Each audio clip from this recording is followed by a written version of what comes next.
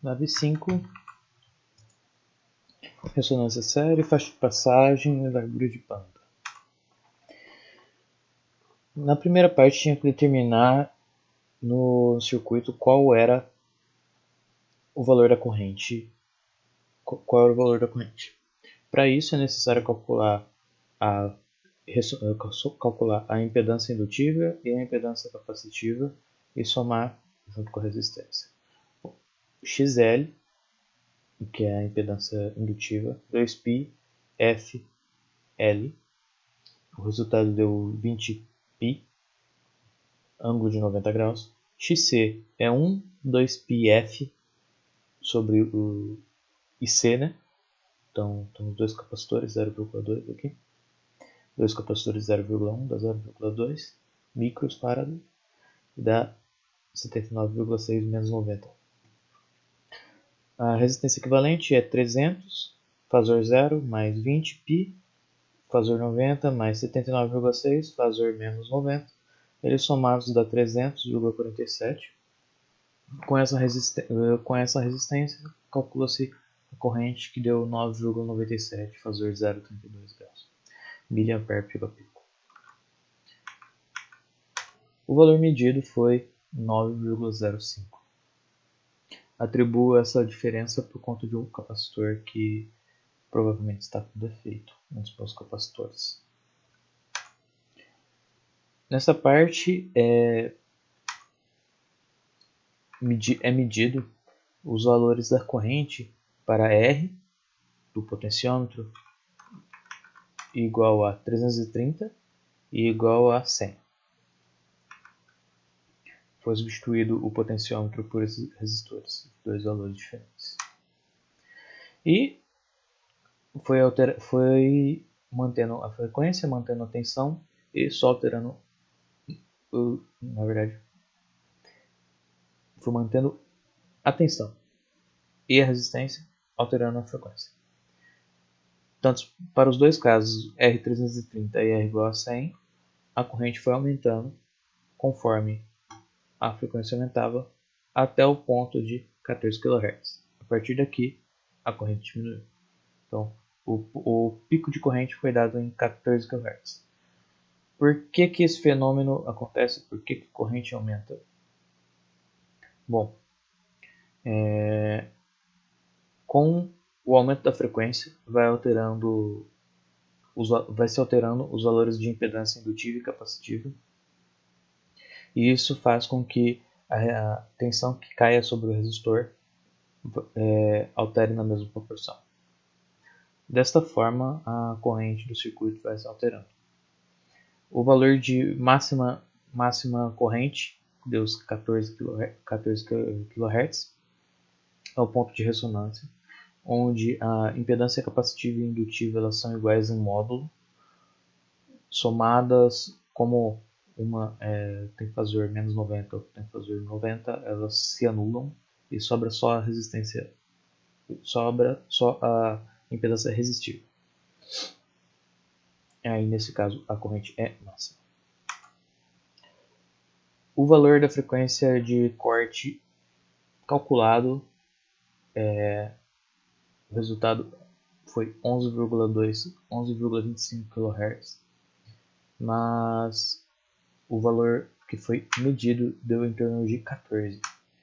Como dito, os resultados me levam a crer que um dos meus capacitores está com defeito e mais para frente vai ter um resultado. Eu vou fazer o restante dos experimentos apenas com. Beleza? Agora traçando um gráfico de corrente por frequência para os dois resistores, eu tenho que o meu pico de corrente se deu em torno de 14 kHz. Tem essa barriga aqui, mas um problema de medida da placa aconteceu tanto nas duas correntes. O valor de pico continua sendo em 14 kHz.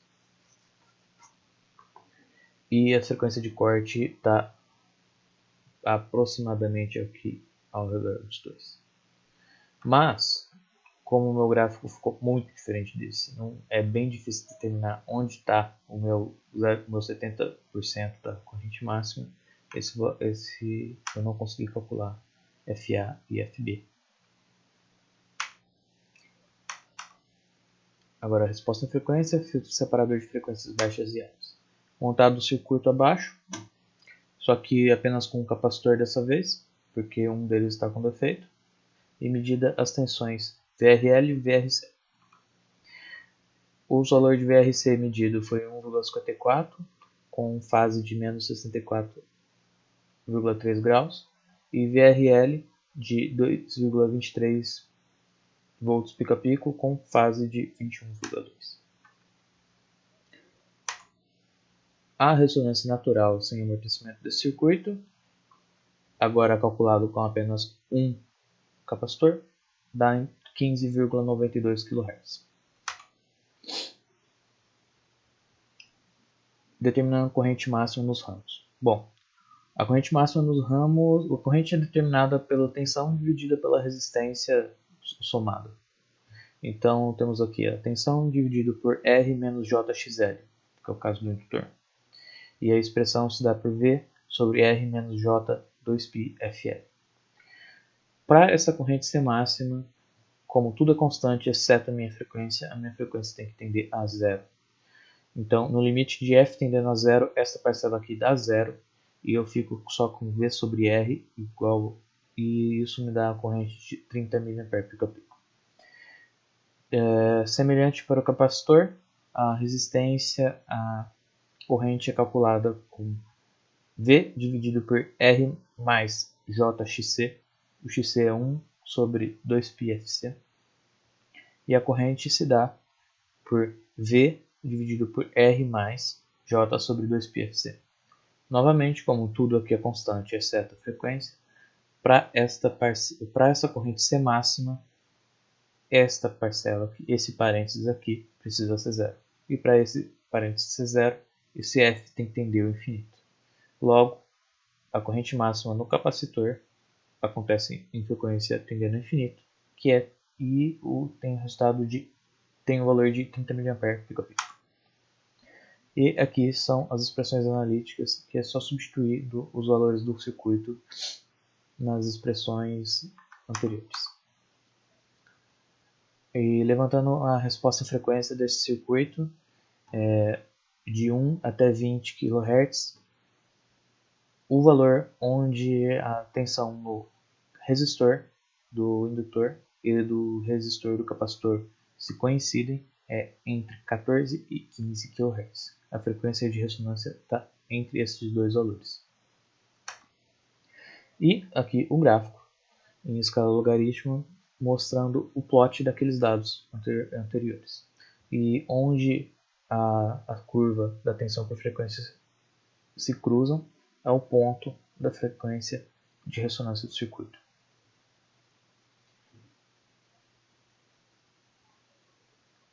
Bom, obtém a frequência natural do circuito a partir do gráfico. Bom, a partir do gráfico temos aqui 14,5. Supondo que as resistências do circuito fossem alto-falantes, explique como o som se distribuía pelos ramos em função da frequência. Certo. Supondo que VRL seja um alto-falante, neste ponto, no ramo do indutor, nas frequências mais baixas, ou seja, os mais graves, o som sairia no volume normal. Conforme a frequência vai aumentando, a tensão vai caindo e o sinal vai ficando mais atenuado. Portanto, teríamos graves fortes e agudos fracos atenuados. O oposto vale para o ramo capacitivo, onde temos uma baixa tensão em cima do alto-falante nas frequências mais baixas, portanto mais graves, e conforme a frequência vai aumentando, a tensão sobre o alto-falante vai subindo, portanto o som vai ficando mais alto. Então, para esse caso, temos graves atenuados e agudos mais altos.